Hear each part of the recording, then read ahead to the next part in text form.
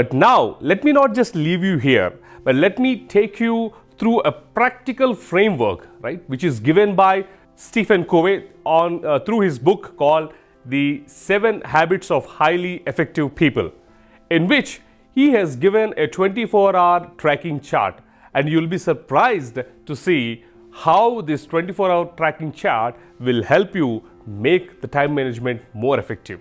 Yes, now look at this wonderful framework which Stephen Covey has given to us. Here if you see, you have on x-axis urgency and non-urgency, and on y-axis we have important and not important. If you combine both of them together, you have 4 quadrants. The quadrant 1 is tasks which are important and urgent. Quadrant 2, the tasks which are important but not urgent. Quadrant 3, which are not important but urgent. Quadrant 4, which are not important and not urgent. Now, let us see how this quadrant looks like.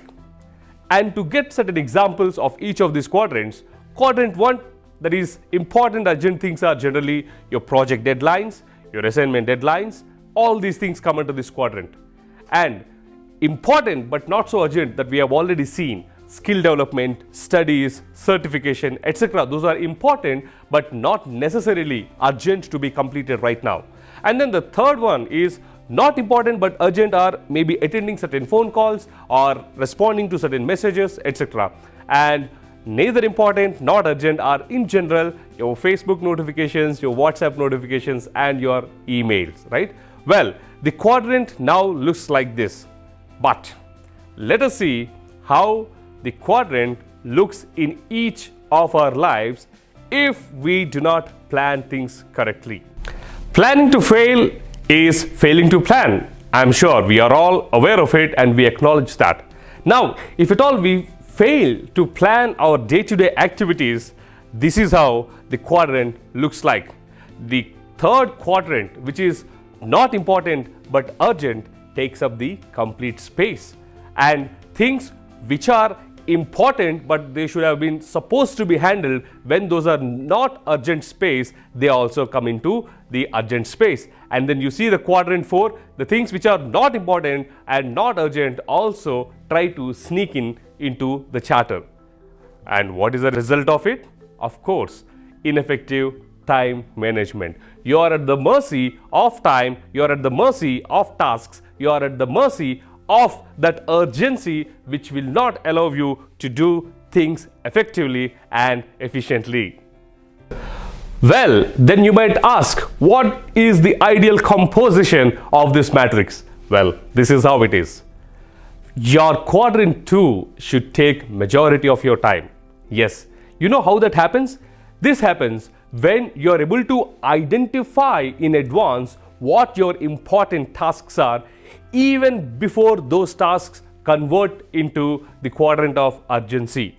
When you are able to identify these important tasks when they are still in a non-urgent quadrant, you will be able to invest qualitative efforts and quantitative time in it so that the results are astounding. Example, your skill development, your studies, your projects that you are supposed to complete, the deadlines that are approaching, all these things should fall under this quadrant 2, and ideally your quadrant 2 should take the lion's share, followed by the quadrant 1. Well, I agree that how much ever we plan, it is possible that certain ad hoc activities and certain uncertain and unexpected activities still fall into our bucket list. We cannot definitely avoid them. But since you have already planned your important and not so urgent quadrant already, you will have enough bandwidth to accommodate those important things which have come into your room without any notice. So your quadrant 1 should take priority 2. That means you should be able to handle your important and your urgent tasks. Yes. So now that we have seen quadrant 2 and quadrant 1, and then the next quadrant that we need to focus is quadrant 3. What is this quadrant 3? This quadrant 3 is not important but urgent tasks. So I completely understand that if in case, even if the planning for quadrant 1 and quadrant 2 are watertight, but still it is possible that there are certain leakages and things might still fall into the urgent quadrant. Nevertheless, since you have invested majority of time in planning and executing quadrant 1 and quadrant 2, the quadrant 3's size automatically comes down, and this is where you focus on urgent but not so important tasks. Now, what are we left with? Of course, we are left with no time, and we are left with no time for quadrant 4. What is that quadrant 4? Not so important, not so urgent.